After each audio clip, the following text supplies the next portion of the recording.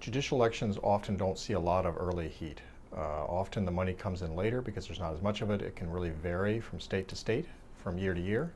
However, it can happen that more money comes in early if something's going on in a state, if a particular interest group is getting interested. North Carolina is a state to watch this year. This is the first year after their public financing program was eliminated. And so now you have more judges who are thrown out there with their tin cups having to go look up the lawyers who then appear before them. And we're going to see a lot more of that this year. And in addition, there's every expectation, because it's a balance of the court race, that we could see interest groups pouring in big money. This is their chance.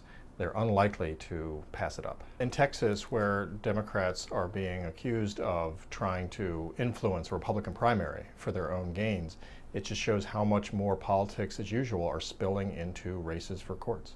And we're getting to a point where the money and the politics and the tricks are just infecting the way we pick our judges in the same way that they've taken over so much of the rest of our politics. In Illinois, assuming he runs for re-election, Justice Lloyd Carmeier would be on a retention ballot this year. He would not have an opponent, but Illinois has seen big spending races in retention elections before. That happened a couple of years ago, and Justice Carmeier was part of the most expensive contested election in judicial history in 2004, when he and the other candidate together raised $9.3 million. Every state that elects judges needs to take a hard look at its system to see whether that's worth continuing, whether it's time for meaningful reforms like merit selection of judges, public financing, and or recusal standards that make it clear that when judges have big money coming in around a case, that they may need to step aside.